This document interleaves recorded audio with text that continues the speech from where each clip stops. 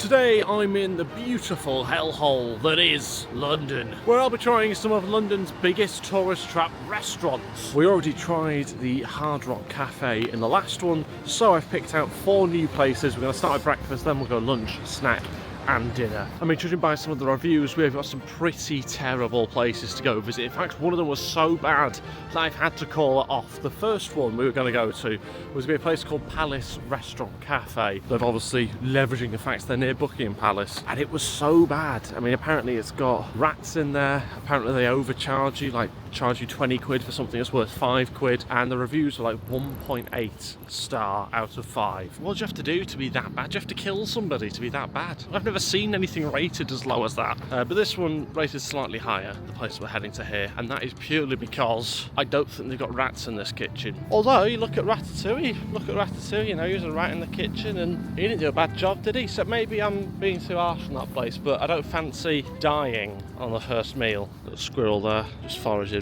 Yeah, I've seen you, buddy. Bit of wildlife for you there. We've got a bit of Attenborough there. Breakfast, come on. It's closed. It's closed for renovation. It's a good start, isn't it? It's a good start. Okay, let's go to the backup plan. Well, at this time on a morning, we don't have many choices. Not many things are open. Not many tourist traps are open.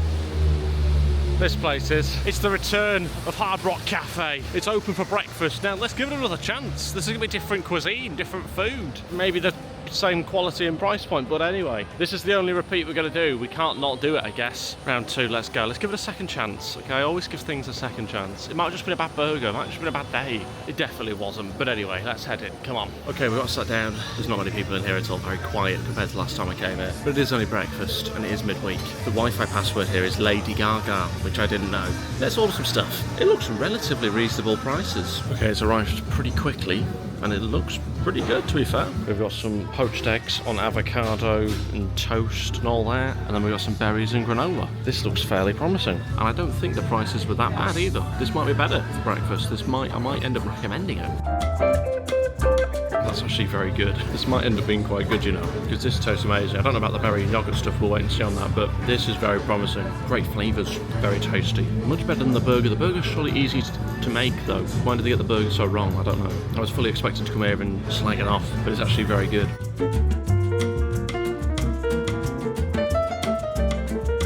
Now let's see what the berries with yogurt and granola are like. It tastes alright. It's essentially a Muller corner in a jar.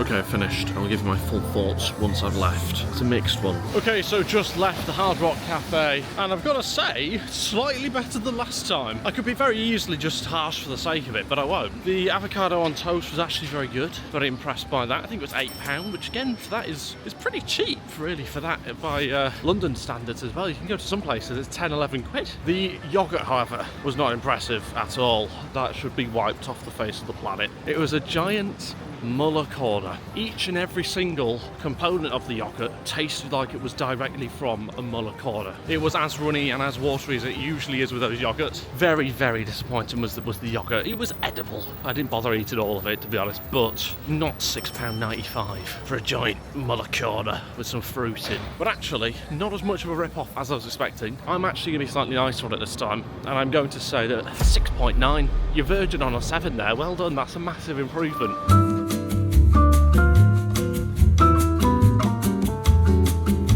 That was alright, was that? It's nice to read about, you know, the war and stuff. That's built up quite the appetite. Lunch. Okay, so the next place we're going to is next to one of London's worst tourist traps. So no surprise that you'd find a tourist trap restaurant just outside, right next to the London Eye. No, it's not the hot dog van that I got an £8 hot dog from, although again, that could probably be in contention. It is a lovely little fish and chip restaurant. So yes, the next place I'm going to is a fish and chip shop that is just in here, virtually right next to the London Eye. Slight concern, it doesn't look open.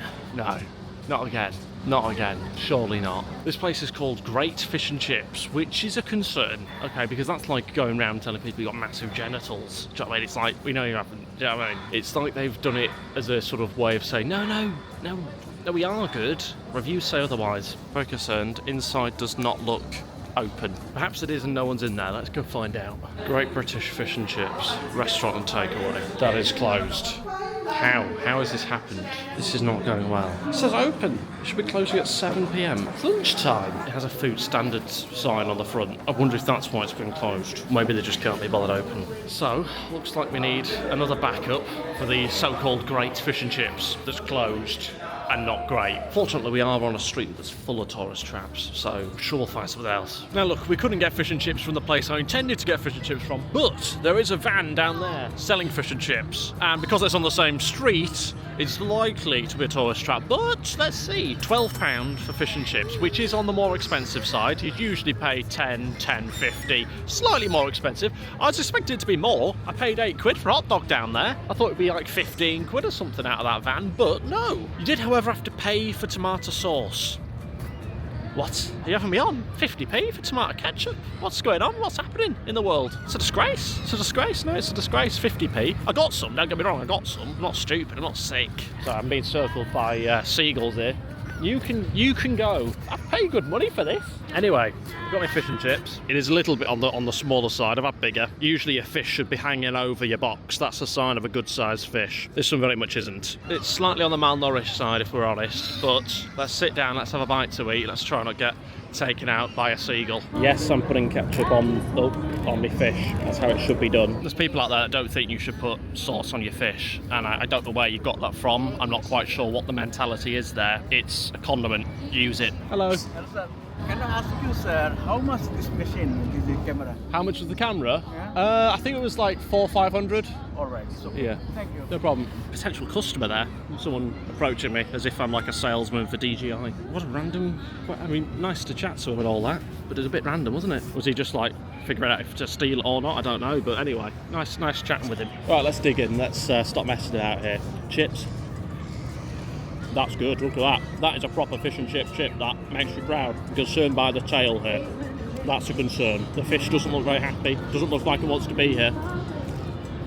Damn hot. Oh my god, certainly cooked. It's a little bit buttery, tastes fresh, black in flavour though. London Eye in the background. It has of course been closed for maintenance at the moment apparently. It needs it. How's about let's half the price and speed it up a bit? If that's maintenance they're doing, I'm all for it. It's alright that. It's alright. It shouldn't be £12. It should just be a tenner this. It's not a big fish. You don't get loads of chips. The box isn't very sturdy. Seagulls everywhere. You should pay less for that. Look, it's warm. I'll give it that, it's warm. It's not the most flavourful fish and chips I've ever had. The batter is lacking. There's no flavour coming through. Fish, tasteless. But to be fair, the chips are pretty good. 6.4. You're not getting any more out of that from me. 6.4. It should be £9.80. This. Not £12.50. Do you mind? It should be £9.80. Thinks he can get something. It's not going to happen. Not going to happen. Go get your own food. Anyway, I'm going to finish this and then we're going to go get a snack from somewhere else. Hopefully that place is actually open. Okay, up next for our snack, we are going to a place that sells pancakes, that specialises in pancakes. It's called the Old Dutch Pancake House. Some of the prices in here are mental. I saw the menu online. 15 quid for pancakes. Going to the pancake house there. Let's go see what it's like. Actually looks quite fancy inside. Okay, let's go investigate. Okay, as you can see, they do a 15-inch pancake. That is crazy. Smoked duck, crispy bacon. That's a pancake, by the way. Crispy bacon and egg. There's all sorts. I want sweet though, I want sweet. Okay, so my pancake has arrived. Look at this. A lot bigger than I expected. This is massive. Compare it to the size of the fork. Compare it to the size of my hand. It's 15 inches. I've got ice cream, banana, which looks brown, and chocolate sauce. £12? That doesn't feel as bad as I was expecting. It's kind of pizza sized. I will be using a knife and fork because I'm not insane, okay, so don't comment on that. Tastes like a pancake.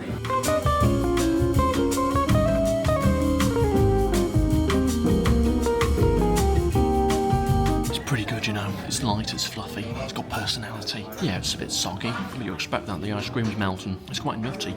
Very nutty. Would have preferred it with less nut, I've got to be honest. But it tastes good. A lot of ice cream, 3 scoops. Feels excessive. Right, okay, I have left, and unfortunately, I couldn't eat it all. It was too much for me. I didn't want to force it down myself, so I decided not to eat it all. I left a bit in the end. Let me give you my full thoughts. on what I've just consumed there. First of all, £12. Bit much, really, for a pancake. Bit much. It was big, but also a bit much. Bit much for who's spending 12 quid on a pancake? Mentalists. It's great if you want to die. If you're wanting to die, have one of those maybe every day for a week. Job done. You've achieved it. Probably much cheaper than getting a plane to Switzerland. It was fine. You know, it didn't blow me away. It was too much ice cream. You don't need 3 scoops on one pancake. It was too much that. Too much going on. Chocolate sauce, nuts, banana. Didn't end up being a particularly great combination. Didn't end up tasting that amazing. In fact, I sort of regret it, but anyway, no way can you ever pay more than 8 quid for that. £7.95. Not even paying 8. Is it a tourist trap? I don't know. I don't know if I go as far as saying that. I actually don't think it wasn't particularly touristy. There was a few tourists, but it wasn't massively. On the tourist trap scale, pretty low. It was just a rip-off. It was just a ridiculous amount of money for a pancake. 5.3 has just come straight to me. Would not recommend. God, I feel fat now, do you know what I mean? I feel fat. I mean, I didn't want to eat it all because one of my New Year's resolutions this year is to not be a fat pig. So I'm working on that, and that's step 1. That's step 1 complete. Anyway, dinner. Okay, and up next we have got Angus Steakhouse. Quite possibly the worst of all steakhouses. I've heard some pretty bad things about this place, but it's a chain, it attracts lots of tourists, and so we're going to head inside. It looks like it might be fairly busy. I think the prices aren't great. I don't think the food's fantastic. That's exactly why we're heading in. 27 quid for pork ribs, 20 quid for a burger, £20 for fish and chips. That's expensive. I think that one's mine. We've just got to bring it over. Okay, it has arrived. I added bacon on top for an extra 2 quid. Chips, very much fries, not chips. Ketchup on a plate, that's a bit different. Is it a £22 burger? Debatable from the look. But let's taste it. Could be a fast food burger. Very thick bacon, almost like American bacon.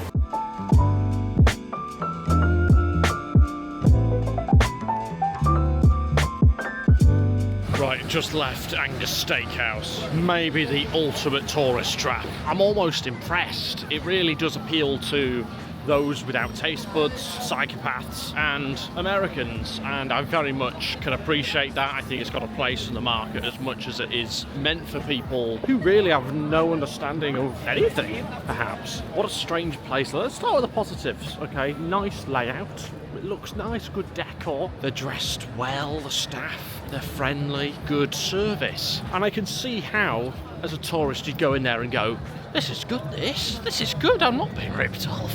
Then you realise that when the food arrives, the burger looks like a McDonald's burger. The thinness of the patties. Why are we doing that? Why? Okay, they put 2 in, patties are still thin. You're paying 20 quid for a burger, 22 with the bacon on top. It's ludicrous. 5 quid for water, £3.30 service charge, 30 quid in counter. It was not worth that amount of money in a million years. The ultimate tourist trap. I'm genuinely very impressed by that. Anyway, M&M's wall, anyone? M&M's feels like a bizarre one to me. I don't get who's had like a love affair with M&M's. Oh, they got me through so many hard times. Should have had a Kit Kat, honestly. How much is this then? Some M&M's. Only 24 quid, Jesus. You could get an actual bottle of champagne for that. Mum, can we eat off our M&M plates for tea tonight? So yeah, I wouldn't recommend that. Don't go to Angus. Don't try a steakhouse. It's a rip-off. It's not disastrous, terrible, horrific food. It's very mediocre food with a price tag you'd expect at like a upper-end restaurant. But the food's like, you know, TGI Friday food, do you know what I mean? And then they came over, gave me a dessert menu without me asking. No, we're not playing that game. So yeah, the ultimate tourist trap. But like I say, fair play to it, I'm impressed. Because it's unapologetically mediocre with a massively inflated price tag. And credit to them, you know? Credit to them.